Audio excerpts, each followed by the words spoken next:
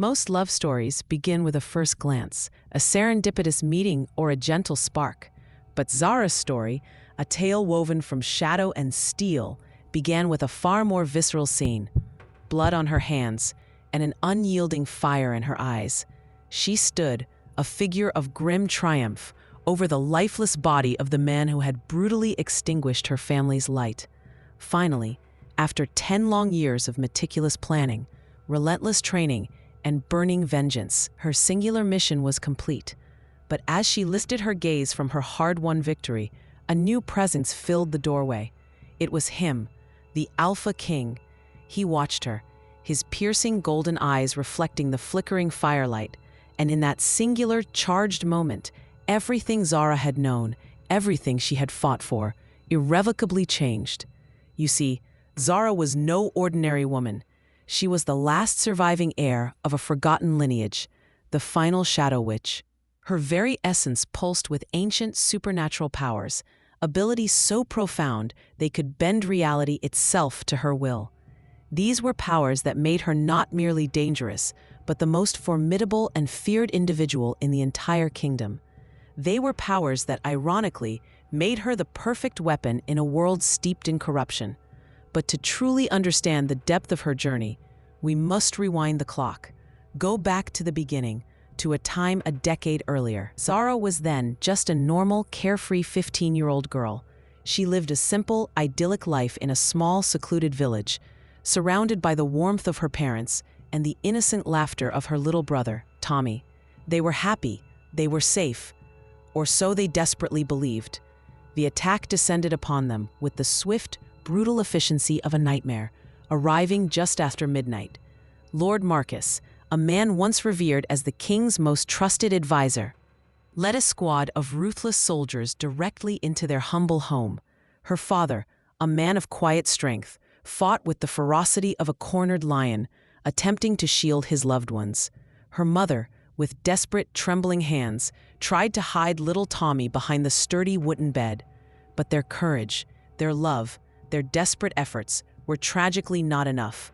From the suffocating darkness of a hidden closet, Zara watched, paralyzed by horror, as Marcus systematically extinguished each life, one by one, without mercy, without a shred of discernible reason. She heard her mother's final, gasping words, a desperate plea that echoed in her soul for years to come. "Run, Zara. Live. Make them pay." That night, amidst the ashes of her shattered world, something profound awakened within her. The dormant shadow magic, a powerful legacy that had slumbered for generations within her bloodline, stirred to life. It was this ancient power that saved her life, cloaking her in invisibility, allowing her to escape the massacre. But it could not, would not, save her family. The weight of that truth became her driving force. For 10 arduous years, Zara dedicated every waking moment to her singular purpose. She trained relentlessly, pushing her body and mind to their absolute limits. She learned to control the burgeoning darkness within her, to wield it as an extension of her will. She learned to move with the silent grace of smoke, to strike with the blinding speed of lightning. She learned to kill without hesitation, to silence the whispers of conscience, all for this one pivotal moment, all for revenge. But as she stood over Marcus's body, the scent of blood thick in the air, the cold satisfaction of vengeance began to settle. It was then that she sensed it, the undeniable presence of another. Someone was watching her. It was the Alpha King himself. Marcus, it turned out, had been meeting him in secret, a clandestine rendezvous that had inadvertently placed Adrian, the king, as a witness to Zara's ultimate act of retribution. And now King Adrian had seen everything. Her instincts screamed at her to eliminate the witness, to kill him too. It was the logical, the smart, the self-preserving thing to do. But when their eyes met across the blood-stained room, something impossible, something utterly unforeseen occurred. The bond. The fabled mate bond, spoken of only in hushed legends and ancient prophecies, struck them both with the force of a thunderbolt, a primal recognition that transcended logic and circumstance. Adrian felt it first, a profound, undeniable pull in his chest, a deep, resonant hum that vibrated through his very being. His wolf, the ancient, instinctual part of him, howled with a joyous, primal recognition. This dangerous, enigmatic, and breathtakingly beautiful woman, standing amidst the aftermath of a brutal act, was his mate. The woman he had unknowingly searched for his entire life, the missing piece of his soul. Zara felt it too, a searing jolt, a connection that threatened to unravel her carefully constructed walls. But she fought it, pushed it down, buried it deep beneath layers of ice and resolve. She could not, would not, allow herself to love the king, not when her work was far from over, not when the entire system, the very foundation of the kingdom, was rotten to its core, infested with the same kind of evil that had stolen her family. "Who are you?" Adrian's voice, rough with shock and a burgeoning awe, cut through the silence. Zara offered no reply. Her training, her very nature took over. She melted seamlessly into the shadows, becoming one with the encroaching darkness, and disappeared as if she had never been there. But the damage, the profound, irrevocable change was done. The bond was formed, and there was no turning back for either of them. Adrian found himself consumed by thoughts of her, the mysterious woman who had, with chilling precision, executed his advisor, the woman who moved with the fluidity and silence of darkness itself. His wolf, usually a calm and steady presence, now paced restlessly within him, a constant, insistent thrumming. It craved its mate. It desperately needed its mate. Driven by an instinct he couldn't ignore, Adrian began his own investigation.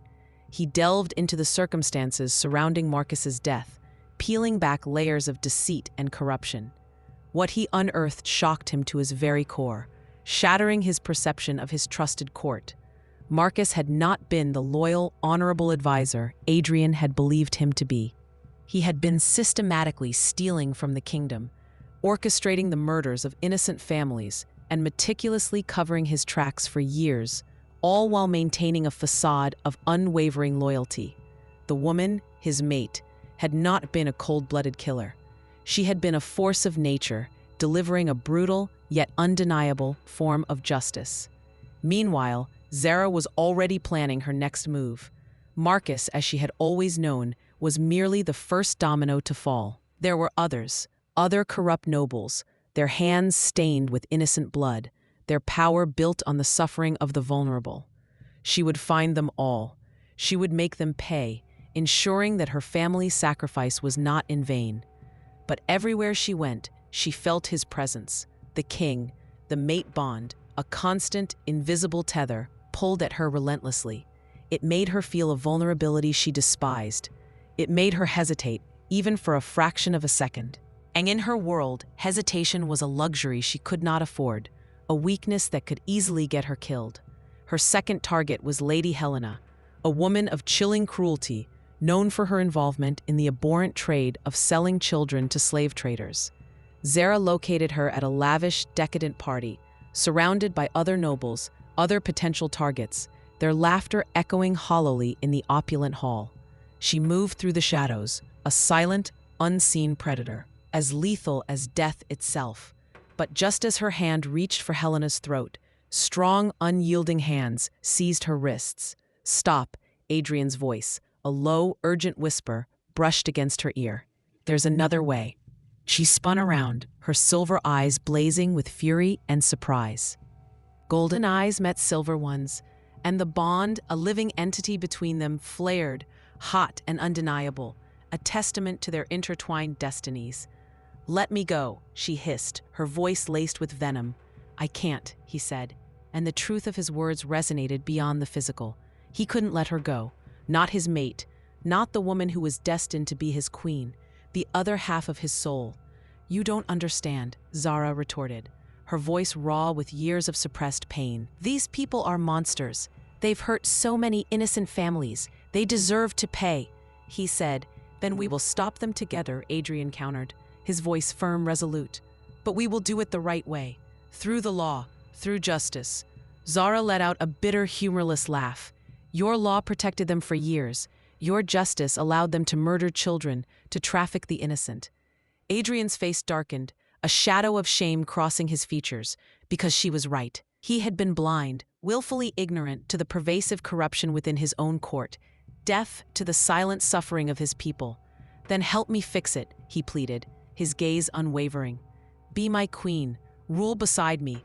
Together we can cleanse this kingdom, rebuild it on a foundation of true justice." For a fleeting moment, Zara wavered. The bond sang between them, a siren song of belonging and purpose. Her heart, against all her hardened defenses, yearned to say yes. But her mind, ever vigilant, flashed with the faces of her murdered family, their last moments replaying in her memory. "I work alone," she stated, the words a shield against the burgeoning hope. And with that, she vanished into the shadows once more. But Adrian, the Alpha King, was not a man who gave up easily. He immediately launched his own sweeping investigation, a relentless campaign to clean house. He began arresting the corrupt nobles, bringing them to justice, and working tirelessly to provide restitution and solace to their victims.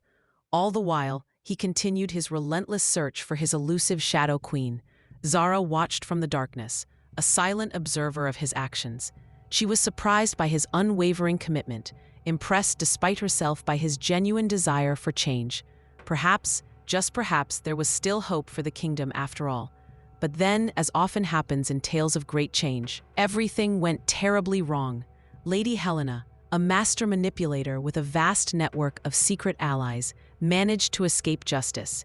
And she knew about Zara, knew about the Shadow Witch who was systematically hunting down the corrupt. Helena set a trap, a cruel, calculated snare. She used innocent people as bait, a family, including a little girl, no older than Tommy had been when he died. Zara, her heart aching with a pain she thought long buried, couldn't resist. She had to save them. But when she arrived, Helena was waiting. She had silver chains, silver weapons, the one thing that could truly hurt a Shadow Witch. "The Shadow Witch herself," Helena sneered, a cruel smile twisting her lips. "Do you know how much you're worth? How many kingdoms would pay for your power?" Zara fought with every ounce of her being, a whirlwind of shadow and fury. But there were too many of them.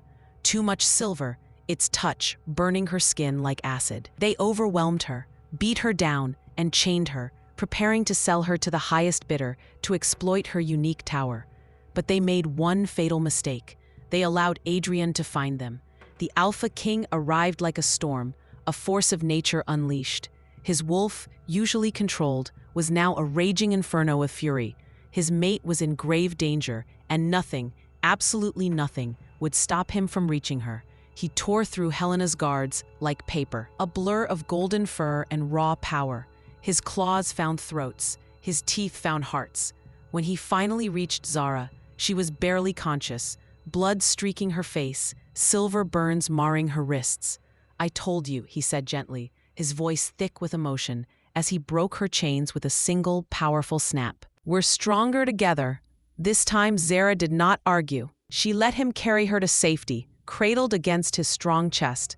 She allowed him to tend to her wounds, both physical and emotional. And for the first time in a decade, she allowed herself to truly feel the bond that had been pulling at her, relentlessly, for months. "Why?" she whispered, her voice hoarse. "Why save me? I'm a killer. I'm dangerous." "Because you're mine," Adrian said simply, his golden eyes filled with an unwavering devotion. "Because you're fighting for justice. Because this kingdom needs both of us, your shadows and my light." He was right. Together, they systematically purged the corruption that had festered within the kingdom. Adrian wielded his authority as king, enacting sweeping reforms and ensuring due process. Zara, no longer a lone assassin, used her shadows to uncover hidden truths, expose secret alliances, and bring the guilty to light. They became a perfect, formidable team, king and queen, alpha and witch, light and darkness, intertwined for a common purpose.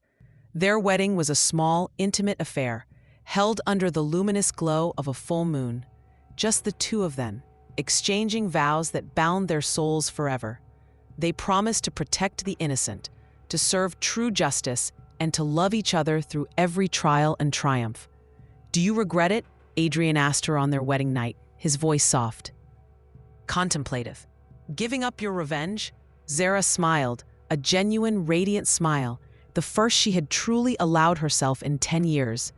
I didn't give it up. I found something infinitely better. I found love. I found purpose. I found you. And in the intimate shadows of their bedchamber, where darkness met light in a perfect embrace, the Alpha King and his Shadow Queen began their real story. Not a story of bitter revenge, but one of profound redemption. Not a tale of hatred, but one of enduring hope. Their kingdom prospered under their joint rule.